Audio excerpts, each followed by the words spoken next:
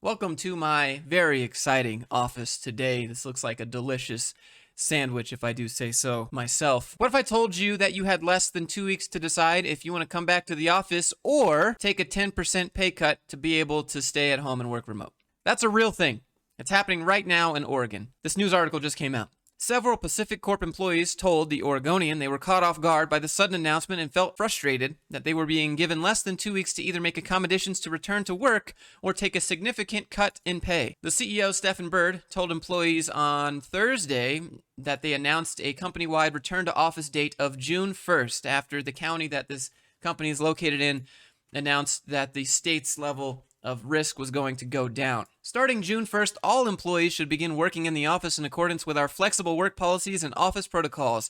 This means that we will be able to reacquaint ourselves with colleagues and catch up on our shared experiences during an unprecedented time. I think we can all agree that if people want to come into the office, let them. And if people don't want to come into the office, hey, that's cool too, right? They've been working for a year at home doing just fine, and they were praised for doing great, and now suddenly they're punished for that. And I think that is obviously the big issue here. And it's a utility company, right? So everyone's at home anyway. It's not like this company's doing poorly. And here's another thing to think about. If the employees stay home, they're going to be using more of their utilities, making their employer even more money while they just took a pay cut. How ridiculous is that? Another thing to note here is that this company already tried to do this last year. Here's another thing to think about. What if you were taking care of your kids while you were at home? You took them out of daycare because you're there to take care of them now. Now you have less than 2 weeks to find a place that will take care of your kids. Hopefully there's a spot open. I'm sure any parents out there will acknowledge that sometimes it can be hard to find a spot that's open for daycare. Figure it out or take a 10% pay cut. What if you're taking care of your parents or something? Figure it out. Send them back to the old folks' home. Now you might be wondering, what's their reasoning? What's their justification for this? Here we go. The 10% pay reduction is considered an equitable trade-off in exchange for the elimination of commute time, additional flexibility, transportation cost savings, and even potential tax breaks. So that we're going to pay you less because you don't have to spend as much money in gas, or you don't have to spend as much time commuting. We're going to pay you less money because you could get a potential tax break at home. What? None of these things are actual justification for it. We just have another out-of-touch CEO that wants to punish people for working at home because he can't watch them. That's really, really what it is. I mean, if they can't see you working, then in their eyes, you're not working. It's just funny that everyone's been working fine, just fine, for over a year now at home, making their exact same salary, and then suddenly they're punished for it. When the company is doing fantastic, this is what not to do. This is how you push people out of your company. Putting 1,000 people in a building is not okay. If you choose to commute to the office, you're going to make 10% more money, but you have to spend money to commute. You have to spend money to take care of your children, and you have to spend that time to commute. So you have your 8-hour day at work, and then the 1-hour commute there and the 1-hour commute back. So it's really 10-hour days. Probably spend some money to go out to lunch. Like that 10% is almost useless. It just seems like such an arbitrary amount of money to just reduce from your workers just because you get flexibility and don't have to drive anywhere. All right, so up here at the top, we have the CEO, Stephen Bird of the Pacific Power. This is the dude who said, hey, come in or take a 10% pay cut. I mean, just look at him. That tells you everything you need to know. And what's funny about this is that the pacificorp company is owned by Berkshire Hathaway Energy. And this CEO has another boss who is a CEO. Imagine being a CEO but not actually being the top level boss. That's what's happening right now with this dude. Here's some reviews of the company. They're pretty recent. This is just a day ago. Poor communication, doesn't truly live the values they say.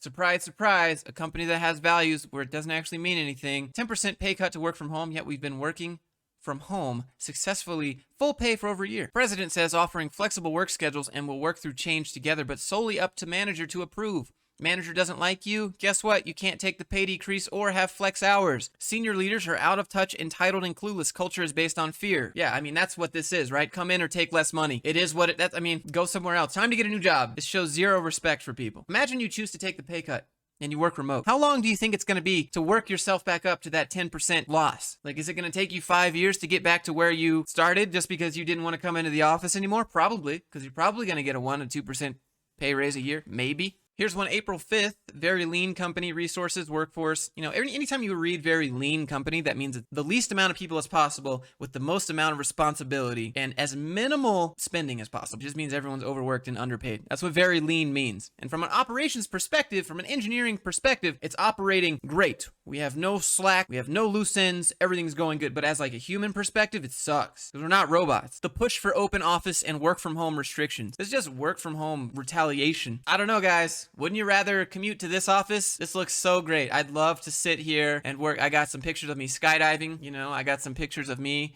and my dog on the other side. Don't you guys miss coming to the office and watching Jimbo and Jim Bob over here having an obnoxiously loud conversation that shouldn't be that loud, but they like being looked at in the office because they think their jokes are funny, but they're not? Don't you guys miss the water cooler talk? Isn't that fantastic? Take a 10% pay cut to avoid water cooler talk. Or you could take a 10% pay cut to avoid when someone randomly stands up and starts having an impromptu meeting and you're required to look interested because it's technically your department, but it's not your responsibility for the project that he's talking about. Don't you guys miss coming to work and playing all those team building games together with people that you'll probably never see again when you leave this company? Don't you guys miss coming to work and going down the slides that they installed? Take a 10% pay cut and you can avoid these cringe team building activities, but that's probably not true. You'll still have to do them on Zoom most likely. When I first read this, I thought there's no way that this can be real.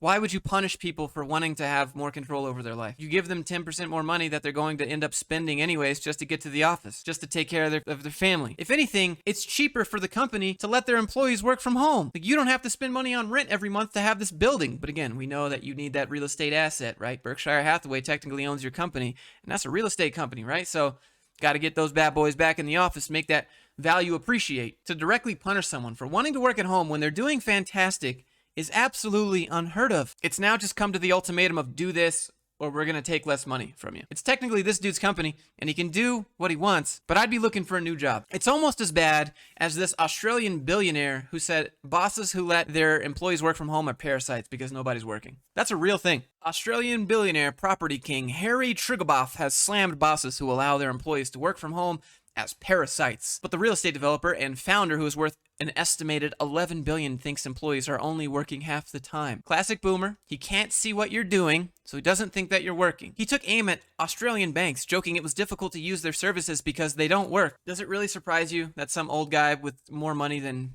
he can use before he dies thinks that bosses who let their people work at home are parasites? I mean, he's the parasite. Anyways, what do you guys think? Would you take the 10% pay cut, or would you come in? Or would you get a different job? I'd like to know. Leave a comment, let me know. Click like if you enjoyed the video. Subscribe if you want to see more stuff like this. Share it with someone to let them know how outrageous this is. If you'd like to support the channel, there's some links in the description. See you guys in the next one.